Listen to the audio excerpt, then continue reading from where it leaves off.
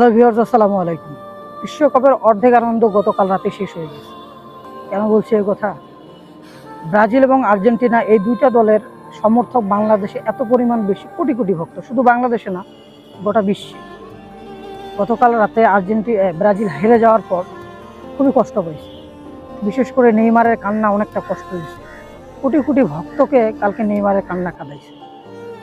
আমরা চাইছিলাম যে ব্রাজিল সামনে যাক। যদিও আমি একজন আর্জেন্টিনার সাপোর্টার, আর্জেন্টিনার খেলা ভালো লাগে, আর্জেন্টিনাকে ভালোবাসে, সাপোর্ট করি, কিন্তু মনে মনে চাইছিলাম যে ব্রাজিল পরের পর্বে যাক।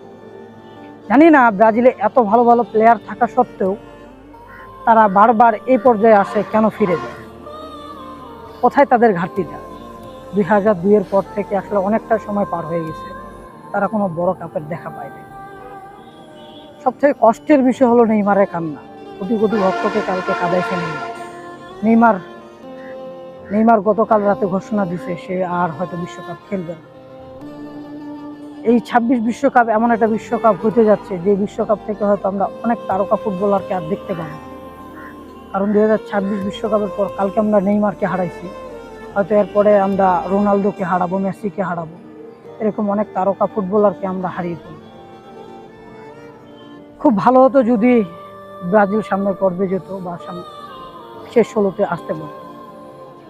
আসলে এটা একটা আমেজ বা আনন্দ। ব্রাজিল, আর্জেন্টিনা আমরা যারা সাপোর্ট করি, আমরা তাদেরকে হচ্ছে ট্রল করি, তারা আমাদের ট্রল করে, এই বিষয়টা একটা আনন্দের অংশ ছিল, যে জায়গাটাতে এখন একটা বড় ঘাটতি হয়ে গেল। আর আমরা এমনভাবে কাউকে ট্রল করব না যে ট্রলটা সম্পর্কের ঘাটতি করে। সম্পর্কের ঘাটতি করে এমন কিছু করা যাবে না যেটা খুব খারাপ পর্যায়ে চলে যায়। আর আমরা এমন বেশি অন্ধভক্ত হব না যে একটা দল হারার কারণে আমরা সুইসাইড করব। সুইসাইডের মতো ঘটনাও ঘটছে কালকে।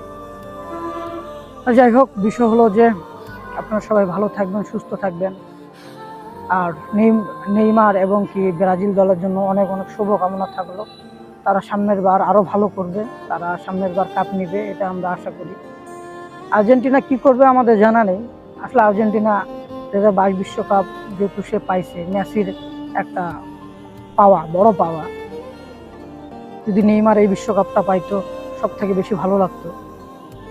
তারপরও বলবো যে আপনারা হতাশ হবেন না, সামনের বিশ্বকাপ হয়তো আরও ভালো হবে, আরও সুন্দর হবে।